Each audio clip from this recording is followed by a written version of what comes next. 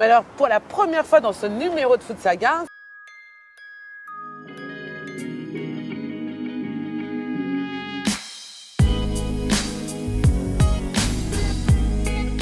c'est quand même extraordinaire, nous sommes devant une boulangerie, et pas n'importe laquelle, parce qu'il s'agit de la boulangerie de Stéphane Van der Merch, qui réalise les meilleurs kouglof de Paris, voire de France, voire du monde. Non, c'est vrai, c'est un homme formidable, et qui n'est pas alsacien pourtant. En tous les cas, c'est une belle histoire, l'histoire du kouglof, parce qu'elle, comme d'habitude dans Food Saga, elle remonte au XVIIIe siècle, et puis elle arrive jusqu'à nous, grâce aux Alsaciens. Enfin, c'est une histoire magnifique. Bonjour, je suis Stéphane Van der Merch. Je vais vous faire la recette traditionnelle du kouglof pour Food Saga aujourd'hui.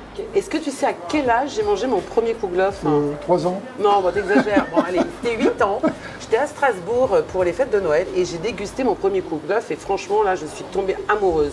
Mais ce qui va encore plus vous fasciner, c'est cette histoire, son histoire. Alors avant d'arriver en Alsace, cette brioche, elle est née en Europe de l'Est, et peut-être principalement en Autriche. On le sait, les Autrichiens ont toujours de tout temps adoré les viennoiseries, adoré les gâteaux, donc c'est vraisemblablement là que cette brioche est née. Elle est à base de pâte levée, c'est une pâte levée, elle est à base d'amandes et petits raisins secs.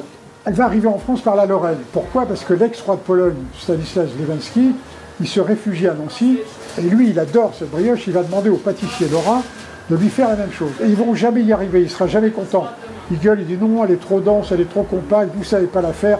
Et un soir, il va craquer, il va prendre une bouteille de rhum qui était sur la table, il va mouiller sa brioche avec le rhum.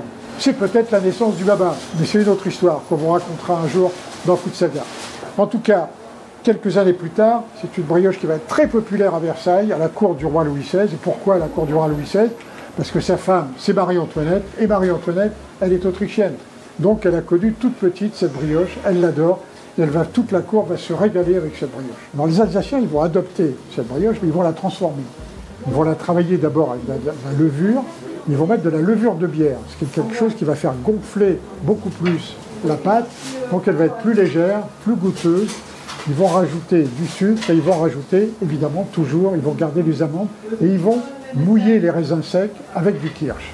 Donc déjà, ça va structurer complètement autre chose. Cette pâtisserie, ils vont l'appeler Kouglof. Qu'est-ce que ça veut dire? Ça vient de l'allemand Kugel, qui veut dire une boule, et Hopf, qui veut dire justement levure. Et donc, c'est vraiment les Alsaciens qui vont transformer ce gâteau tel qu'on le connaît aujourd'hui, absolument délicieux. Dis-moi Patrick, dernier petit détail pour cette belle histoire du kouglof. Comment est-il arrivé à Paris? Alors Paris, c'est une histoire très drôle. Parce qu'en fait, ça concerne un pâtissier qui était assez connu à Paris, qui s'appelait Georges. Ça s'appelait chez Georges. Alors lui, il a connu le kouglof à Strasbourg, un peu comme toi d'ailleurs, tu vois. Voilà. Et alors il a connu le kouglof à Strasbourg. Il est rentré à Paris, il a dit je vais en faire. Alors d'ailleurs, il avait un surnom, il s'appelait le Gros Georges. On l'appelait parce que la Paris était très massif. Alors il fait du kouglof, et en l'espace de 6 mois, ça a eu un succès mais de dingue. C'est-à-dire qu'un an après, il avait engagé 22 personnes dans sa pâtisserie, uniquement pour faire le kouglof, et il en vendait plus d'une centaine par semaine. Donc un succès fou à Paris. Alors maintenant, on va retrouver, non pas le gros Stéphane, mais on va retrouver Stéphane Van der Merch, qui avec Olivia va nous montrer la vraie recette du kouglof, et ça va être absolument délicieux. Et à la fin, ça sera ça. Stéphane, le roi de kouglof. Comment on réalise un kouglof? On va commencer par mettre les ingrédients. Voilà. La farine, la levure. On va faire une pâte homogène.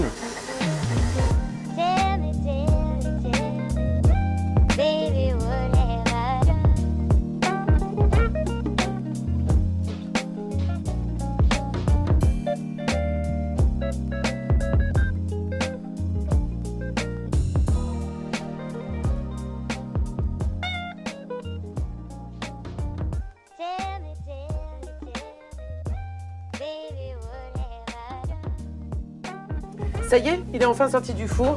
On va démouler le kouglof tout autour. On va l'habiller de blanc. Tour, voilà. Et là, il est prêt à aller en boutique, ou disons à être dégusté. Oui, plutôt. oui, et au centre, on rajoute quelques amandes. Voilà. Donc, qu'est-ce qu'on boit de ce magnifique kouglof, évidemment? Pour cela, on a été un peu original, c'est-à-dire qu'on va quitter l'Alsace, mais on va aller vers le Pays de Loire, et on va accueillir le vigneron Jean-Michel Brunet. Alors, le domaine de l'Enchantoire. Ça fait enchanteur, enchantement, voilà, c'est un très beau nom. Oui. En fait, c'est un domaine qui est situé sur sur une colline dont le nom est l'Enchantoir. Donc en fait, c'est un domaine qui a pris le nom de cette colline, qui est situé au Puy Notre-Dame. Alors, le Puy Notre-Dame, je ne sais pas si vous connaissez, c'est un petit village qui est de Charmes d'ailleurs, qui est situé à 20 km au sud de Saumur. Alors, vos deux cuvées que nous avons sélectionnées ensemble. Alors, d'abord, c'est une très bonne idée d'être sorti un petit peu de l'Alsace et de présenter effectivement les cuvées. L'Alsace, c'est l'évidence, mais c'était bien d'aller voir un peu ailleurs qu'est-ce qu'on peut faire. C'est vrai. Alors, je voudrais préciser que c'est des cuvées qui sont bio. Le domaine est bio depuis... Votre domaine est vieux depuis... Est bio depuis 5 ans, donc depuis 2016. D'accord. Et on est sur un magnifique terroir, qui est le terroir justement de cette colline, qui est le terroir de Tuffeau. Alors, première cuvée que vous proposez, évidemment classique, hein, un pétillant avec les viennoiseries, avec les gâteaux. Voilà, tout à fait. Alors la caractéristique en fait de alors vous avez un pétillant qui s'appelle la turbulente. Turbulente, très joli. La turbulente, c'est en fait c'est un pétillant naturel, c'est ce qu'on appelle un pétnat. Oui, c'est ça, vous faites...